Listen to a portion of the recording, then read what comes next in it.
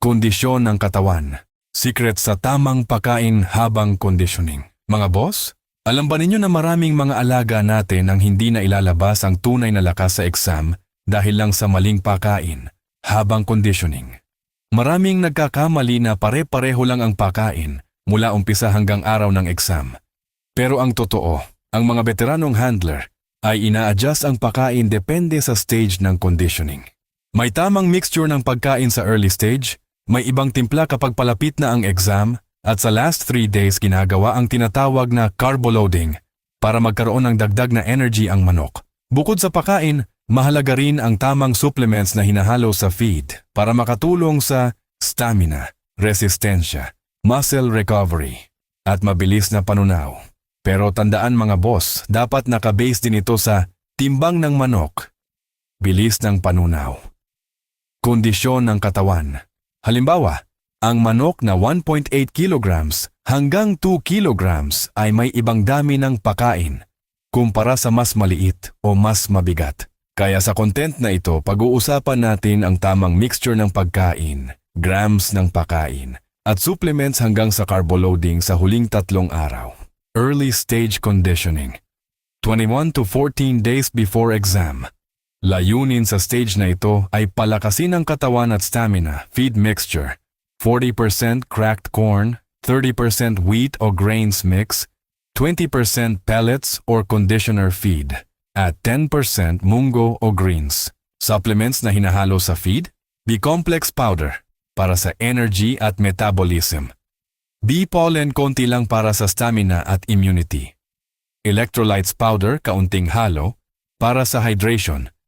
Kung ang alaga mo ay 1.8 kilograms to 2 kilograms, ito lang ang dapat mong ibigay.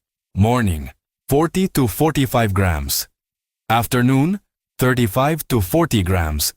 Total per day, 75 to 85 grams. Kung mabilis matunaw, pwede mong dagdagan ng 5 grams. Kung mabagal panunaw, bawasan 5 to 10 grams. Middle conditioning stage, 14 to 7 days before exam. Dito nagsisimula ang balancing ng katawan. Feed mixture. 50% corn, 30% wheat or grains. 20% pellets.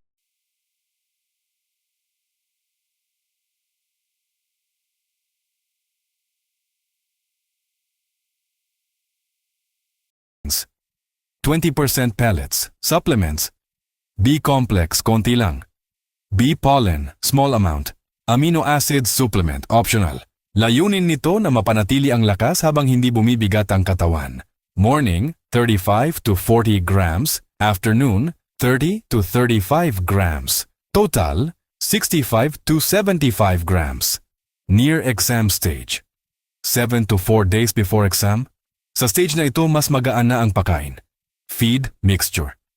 60% corn, 25% wheat, 15% pellets, supplements.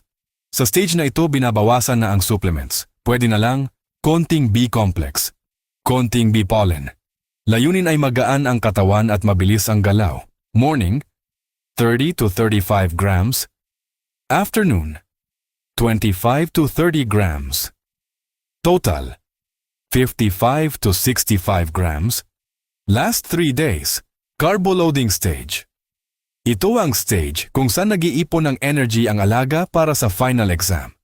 Sa stage na ito, simple na lang ang pagkain. Pagkain, cracked corn lang. Ito ay mabilis tunawin at nagbibigay ng quick energy. Feeding. 3 days before final exam.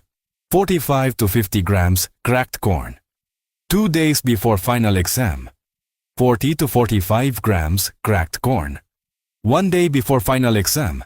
30 to 35 grams cracked corn. Karaniwan, wala nang halo na supplements sa stage na ito para hindi mabigat sa tiyan. Important reminder, mga boss! Tandaan ninyo, walang eksaktong formula na pareho sa lahat ng alaga. Ang tamang pagkain ay nakadepende sa timbang, bilis ng panunaw, training, kondisyon ng katawan. Ang tunay na sikreto ng magagaling na handler ay maingat na pagmamasid at tamang adjustment sa pagkain para sa alaga. Ayan mga boss, sana may napulot kayong kaunting aral at dagdag na kaalaman sa topic natin ngayon tungkol sa tamang pagkain habang conditioning. Tandaan natin, hindi lang sa lahi at training nagkakatalo. Malaking bagay ang tamang sistema ng pagkain para mailabas ang tunay niyang lakas. Sa susunod na content naman, tatalakayin natin ang mga vitamins at supplements na pwedeng gamitin para magkaroon kayo ng mas malinaw na idea kung kailan, paano at gaano karami ang tamang paggamit nito habang conditioning. Ipagpapatuloy pa sana natin ito ngayon, pero baka masyado na pong humaba ang video. Kaya sa next topic, doon natin isa-isahin ang mga vitamins at supplements na makikita ninyo dito. Kung may natutunan kayo mga boss, isave ninyo ang content na ito para may babalikan kayo kapag nagko-conditioning kayo ng alaga. At paki-like, follow at share na din para tayo ay makatulong din sa iba. Hanggang sa muli mga boss. Maraming salamat po sa tiwala at suporta po ninyo. Tandaan ninyo ito. Ang manok na may tamang pakain, tamang training, at tamang pag-aalaga. Hindi lang basta gumagalaw, kumikilos ito ng may lakas at kumpiyansa. Program.